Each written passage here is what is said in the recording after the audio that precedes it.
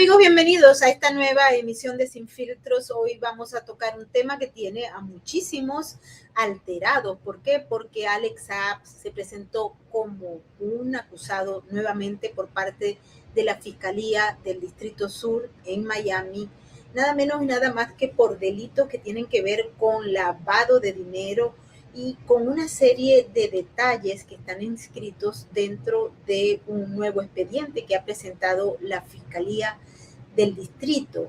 ¿Cuáles son esos elementos nuevos que tienen que ver con fraude electrónico, sobornos a funcionarios, malversación y conspiración?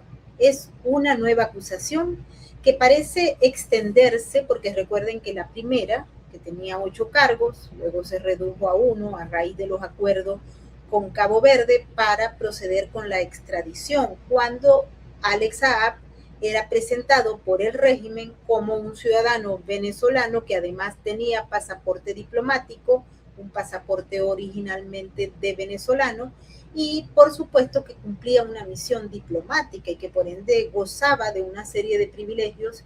Hoy el régimen no solamente lo deporta como un ciudadano colombiano, sino que Diosdado Cabello, otro buscado por el sistema de justicia de los Estados Unidos, señala que él había presentado en el año 2004 una cédula fraudulenta y que por eso fue que el régimen se dedicó a proceder a quitarle, es decir, a quitarle la ciudadanía que era fraudulenta y enviarlo a los Estados Unidos, porque ese era el país de donde él había venido últimamente. Uno no tiene palabras para expresar la estupefacción, si se quiere, en relación a los caraduras del régimen. También vamos a conversar sobre las decisiones del Departamento del Tesoro, que ha tomado una decisión histórica de sancionar a una serie de funcionarios del régimen cubano, pero también empresas. Es la primera vez que se puede plantear que el gobierno de los Estados Unidos está abiertamente decidido a generar un cambio en la isla. Ya le vamos a dar la bienvenida a nuestro invitado, miembro de este equipo, pero antes quiero saludar a toda la gente que hasta ahora se está uniendo a esta transmisión en vivo. Bienvenidos todos. Es importantísimo entender este caso antes de que se produzca ese proceso de desinformación que hay en los casos importantes. Bienvenido, Hugo Chá, muchas gracias por estar con nosotros. Querida May, siempre es un verdadero placer, a tus órdenes. Empecemos con el caso de Alex Saab. Alex Saab fue llevado nuevamente a tribunales el día de hoy en Miami.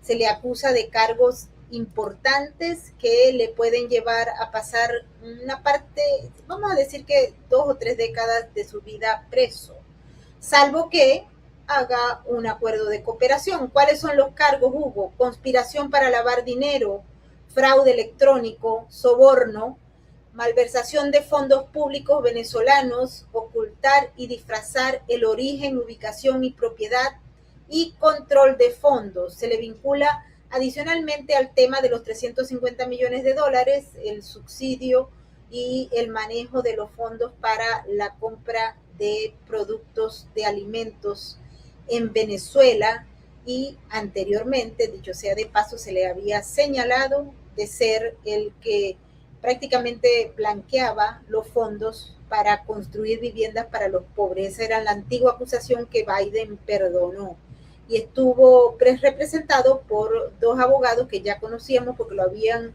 prácticamente representado desde hace ya más de al menos 6 o 7 años. ¿Cuál es tu opinión sobre esto? ¿Por qué los Estados Unidos deciden traerse a este sujeto nuevamente? ¿Y cómo ves tú el caso como tal? Adelante.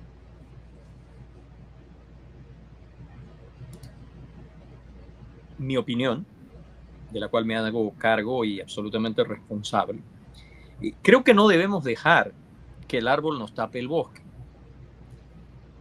Primero, más allá de lo que podemos repetir, porque tuvimos en tu programa probablemente uno de los procesos de análisis más severos en relación a la decisión política que en su momento ejerció el gobierno de Estados Unidos para, a través de las facultades presidenciales, perdonar y retirar los cargos y devolver al señor Alex Saab a Venezuela.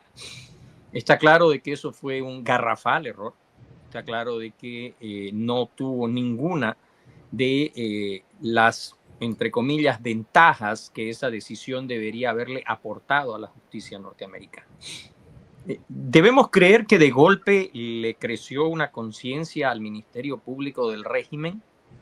No, apreciada May, porque, a ver, primer aspecto esencial a establecer, más allá de que uno entienda las etapas planteadas por la administración del presidente Donald J. Trump, la estabilización, la inversión y luego la transición, hoy día el aparato, los fiscales, el ámbito político sigue siendo el régimen.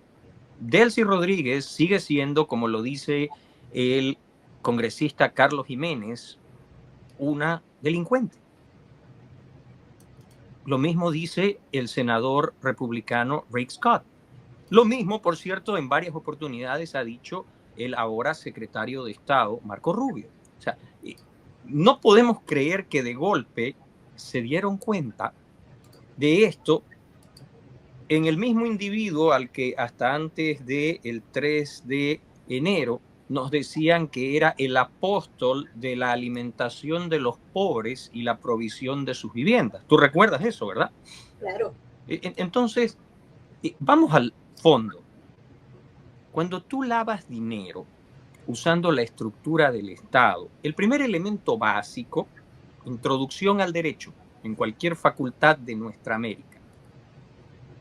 Para lavar dinero tú estás blanqueando caudales provenientes de una actividad ilícita. Qué extraño, ¿de qué actividad ilícita podemos estar hablando cuando tú necesitas la infraestructura del Estado, los contratos del Estado? ¿No te suena muy familiar? ¿No te suena familiar? ¿No te suena a ecos como el megapuerto del Mariel en Cuba, Odebrecht en el Brasil, las carreteras de Evo Morales, la empresa Árbol en Bolivia y Argentina, la causa de los cuadernos en la misma Argentina, los nexos de corrupción que en su momento llegaron a tocar a la expresidenta Bachelet, la corrupción del Perú que se ha llevado a varios presidentes, la corrupción que envuelve a Correa en el Ecuador, la corrupción que en Colombia todavía no termina de esclarecerse? ¿No te parece todo demasiado parecido en concepto? ¿Qué tipo de actividades podía desarrollar este individuo que todos sus comparsas dentro del régimen no estuvieran absolutamente al tanto? Y ahora te quiero llevar a la realidad estante y vigente. Cuando Estados Unidos lo vuelve a tener, porque ahora hablamos de esta causa en Miami, a donde él habría sido parte de un esquema que, utilizando el tema de la comida, blanqueó capitales, lo primero que hay que preguntarse es, ¿de qué tipo de actividad ilegal estamos hablando? Que fue legitimada, que fue formalizada a través de estos contratos. El segundo aspecto que es relevante. Hoy en nuestra América tenemos un problema que está, en mi opinión, teniendo puntos que la gente no está conectando. Este es uno de ellos. El tema de Rocha Moya en México es otro de ellos. La tentativa de derrocar al gobierno del presidente de Bolivia, Rodrigo Paz Pereira, es otro de ellos. Y las respuestas de un régimen de La Habana, hoy día arrinconado porque se descubre que no solamente está metido hasta el cuello en actividades ilegales, sino que adquirió un número, se estima, de 300 drones de ataque que te quieren hacer creer que es lo más normal. Aquí voy a parafrasear a Bruno Rodríguez Parrilla y al señor Fernández cuando dicen cualquier país del mundo tiene el derecho a dotarse de medios para repeler la agresión. México, que es vecino de los Estados Unidos, tiene drones de vigilancia electrónica, pero sin capacidad de ataque. Probablemente la mayor potencia militar de las Américas fuera de los Estados Unidos, la República Federativa del Brasil, tiene también drones, muchos de ellos, en el caso de México, el modelo Hermes de la empresa israelí Elbit, no tienen capacidad de ataque. ¿Qué hace un régimen a 90 millas de los Estados Unidos dotado de esas capacidades? Aquí es a donde tenemos que unir las puntas. ¿Quién proveía en gran medida la cocaína con la cual movía una parte sustancial de sus operaciones la organización de Sinaloa? ¿No era Evo Morales y su organización? ¿No es Bolivia hoy a caballo de la recuperación democrática que encabeza el presidente Paz, un miembro de la denominada coalición anticartel, más conocida como el Escudo de las Américas? ¿Por qué es que reportes creíbles de inteligencia, en los cuales la fundación de la cual yo hago parte había alertado por el tema de la inserción de personal de inteligencia, contrainteligencia, capacidades complejas de naturaleza militar y paramilitar, bajo la cobertura de las brigadas médicas, Cuba sigue participando de este tipo de acciones de desestabilización, agitación y propaganda? Porque todo tiene un factor común. Alex Saab, Rocha Moya, la desestabilización y el golpe que intenta Evo Morales contra Paz Pereira, los gritos desesperados de un régimen completamente expuesto por su participación en narcotráfico, trata y tráfico de personas, tratamiento análogo a esclavitud, blanqueo de capitales, mercenariato, adquisición de capacidades complejas. Mientras tú y yo hablamos, en Vilnius, Lituania, hay ciudadanos cubanos procesados por terrorismo porque participaron en actividades derivadas de tareas encomendadas por la inteligencia rusa. Entonces, me parece que hay que unir esto en algo que es trademark tuyo, mío y de nuestro libro Infinite War Reloaded, los ecosistemas criminales. Alex Saab tiene que ser tomado no como un caso aislado que va a terminar siendo saldado por la acusación que enfrente en un tribunal en Miami, sino en la comprensión de cómo operaba dentro de la estructura del régimen para lavar estos capitales, para justificar este tipo de operaciones y dónde terminaban. Especulación. No, querida Maybor. Un caso específico que también lo tenemos establecido en nuestro libro. Recordemos uno de los últimos actos de la ex procuradora de justicia, la señora Bondi, en relación al petrolero Skipper, un petrolero con una bandera de un país africano, de propiedad de un oligarca ruso con pasaporte ucraniano, que termina realizando un conjunto de actividades bajo un contrato de una empresa que se llama Cuba Metales y que en teoría debería haber llevado petróleo desde tu natal Venezuela hasta el puerto de Matanzas en Cuba. ¿Y dónde terminaba el petróleo, querida May? Terminaba en el Asia. Y facilitado por inteligencia rusa y china, tenía como principal beneficiario, más allá del régimen cubano, que se lo cupletaba de las ganancias por su participación, era la Guardia Revolucionaria iraní. Otra vez, ¿el público tiene que creernos a nosotros? No, está a disposición de quien quiera verlo en la página oficial del Departamento de Justicia de los Estados Unidos. Entonces creo, te reitero, y disculpa que lo haya llevado por esta vía, pero lo del señor Saab no es simplemente el caso ya deleznable de por sí de haberse enriquecido a costa del hambre y la necesidad del pueblo venezolano, es por qué, cómo y dónde terminaban los recursos generados por las actividades de lavado que llevaba a cabo. Fíjate que este tema que estás planteando en relación a ver el conjunto, porque creo que lo tenemos que ver como un conjunto. Hasta este momento la acusación oficial, la nueva, no ha salido en el Departamento de Justicia, pero sí se le leyó y por algo de que muchos de los que estaban allí presentes en la sala en Miami me comentaban que este hombre o se acostumbró a estar allí en corte porque ya había estado antes, es decir, tiene experiencia, o puede ser que él, como lo hizo en el pasado, estuvo ya conversando y está dispuesto a cooperar. Esto puede ser. Hay alguna serie de elementos que están allí planteados, entre ellos el hecho, no la expresión corporal, no todo esto, va más allá.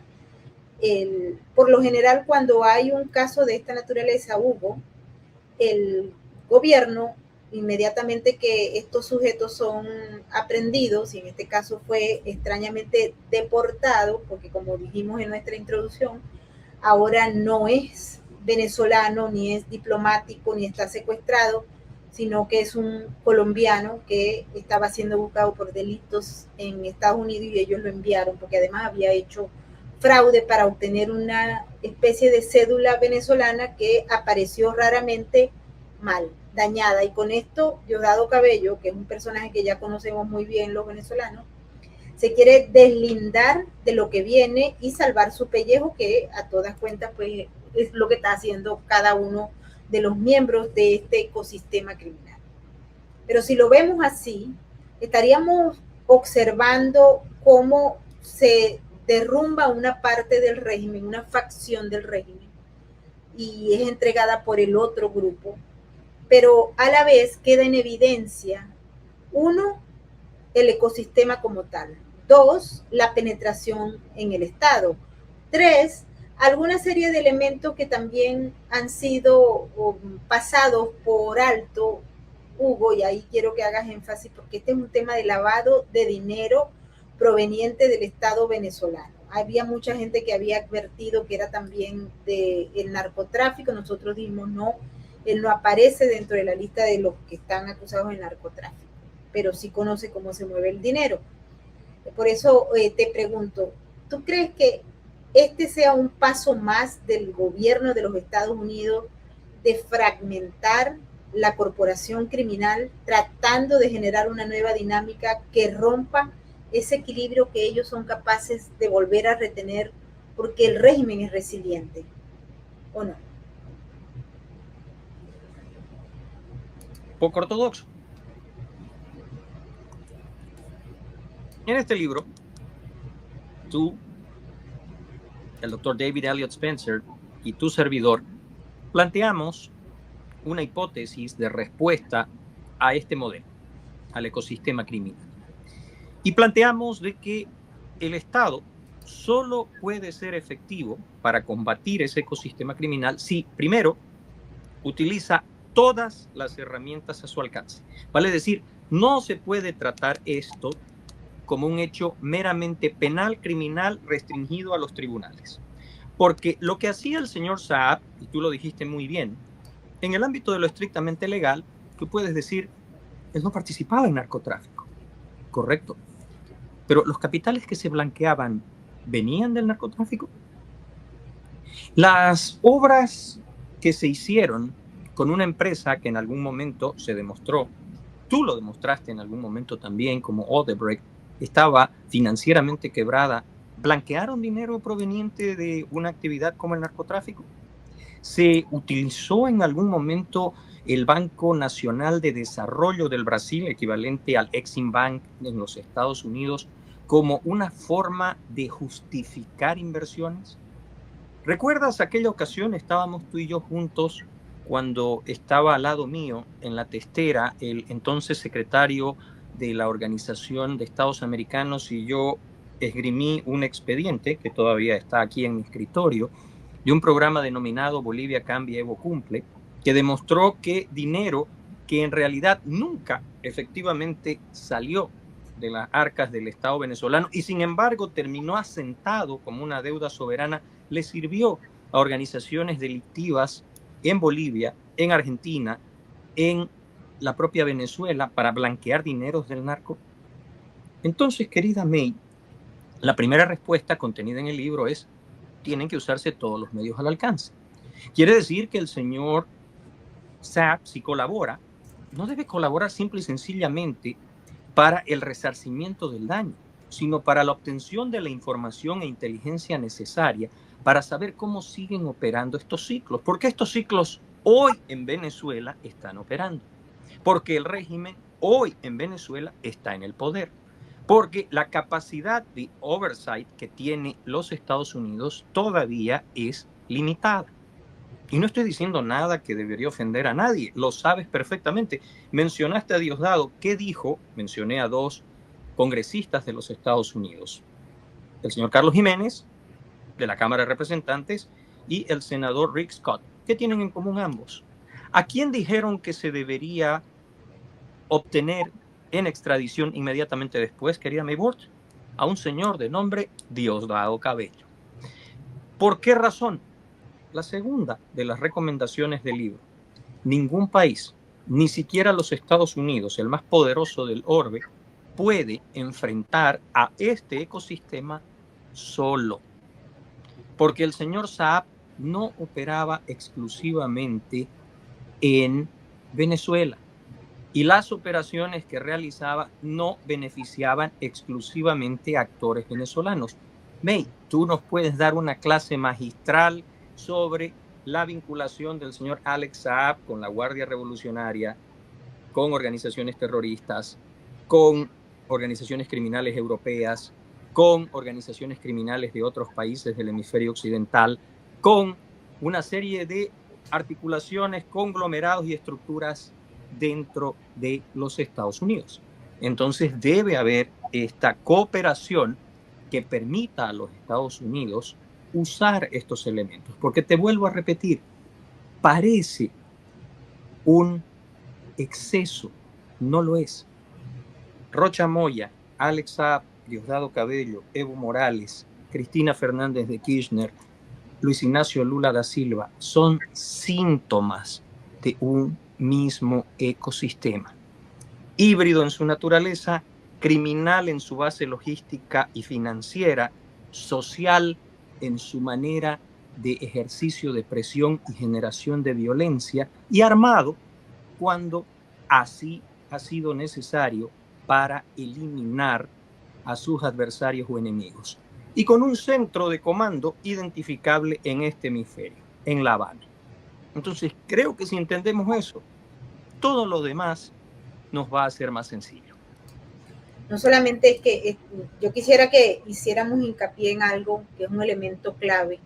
Este tipo de organizaciones criminales transnacionales suelen operar con los mismos mecanismos, es decir, son una mafia. Integran parte de los personajes que buscan neutralizar dentro de la mafia. Es una estructura previamente establecida y la hemos visto a nivel de los carteles y a nivel de estas, si se quiere, estructuras un poco más sofisticadas. Es preocupante, y te lo digo con todo el corazón abierto y a toda la gente que nos está viendo a esta hora, que pueda estarse generando la neutralización de algunos actores para lograr los objetivos de la corporación, del ecosistema criminal, que no es otro que ganar tiempo, mantenerse en el poder y ampliar sus beneficios, porque a fin de cuentas, pues, ellos están allí por beneficio y por poder. No sé si tú estás de acuerdo conmigo. Totalmente de acuerdo, pero además la historia lo enseña. Vamos otra vez a este ejercicio que a mí me parece apasionante porque lo hemos hecho contigo. Permíteme otra vez salirme de la ortodoxia, pero en la confianza de estar en familia. Ya sucedió. Ya sucedió. Ya hubo una corporación embrionaria. Y esta corporación embrionaria tenía en La Habana a su principal articulador. Y cuando sucedió algo parecido, ¿qué hicieron? Lo que tú estás diciendo hoy. Limitado geográficamente, pero parecido conceptualmente. ¿Ejecutaron a quién? Permíteme, por favor. Sí, adelante. Terminaron ejecutando por orden de la familia Castro a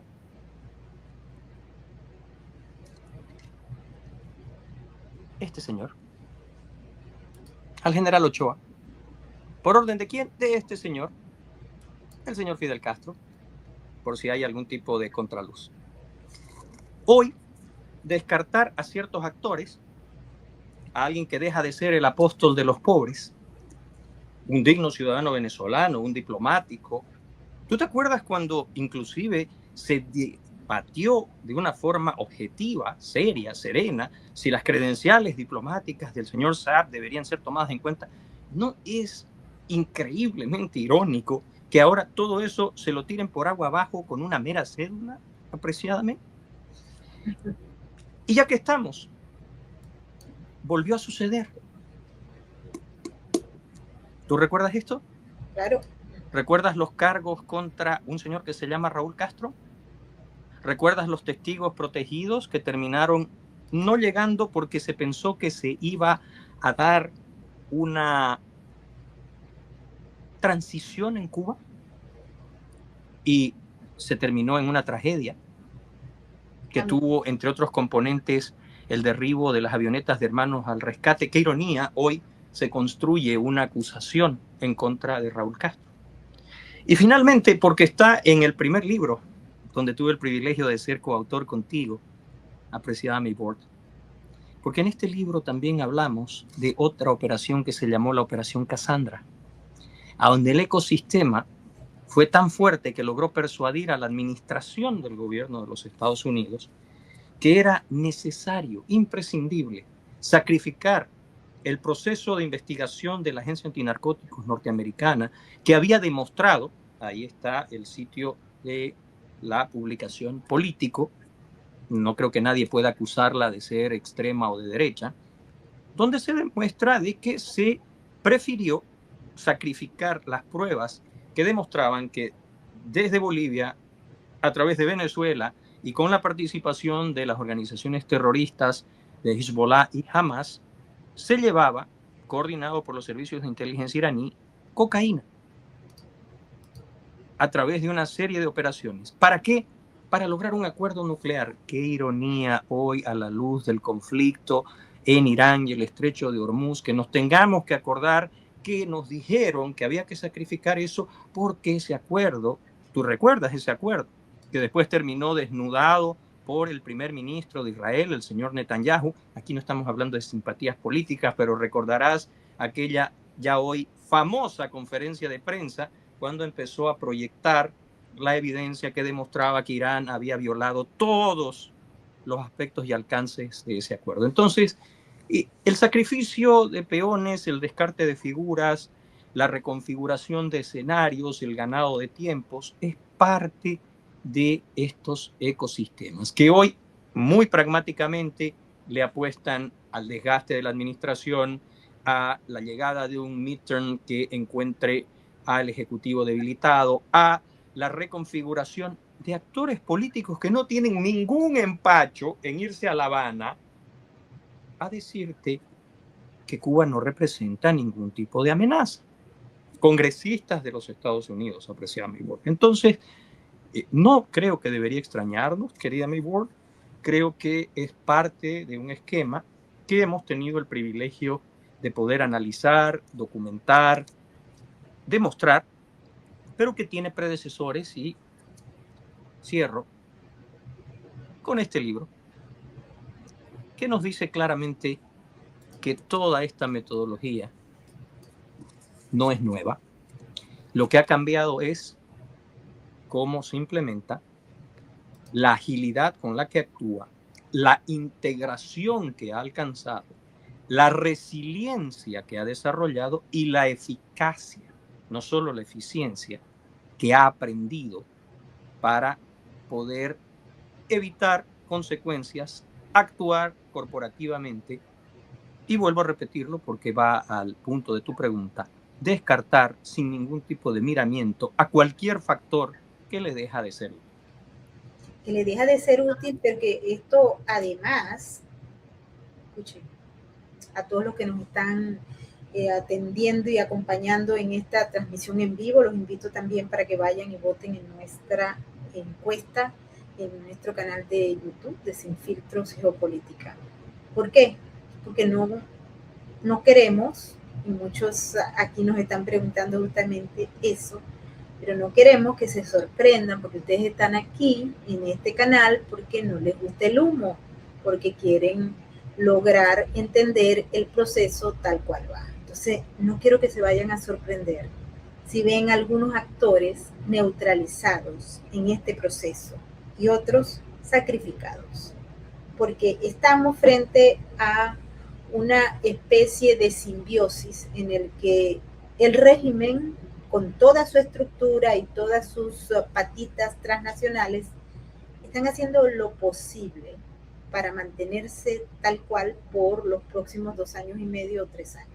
Ese es el tiempo clave.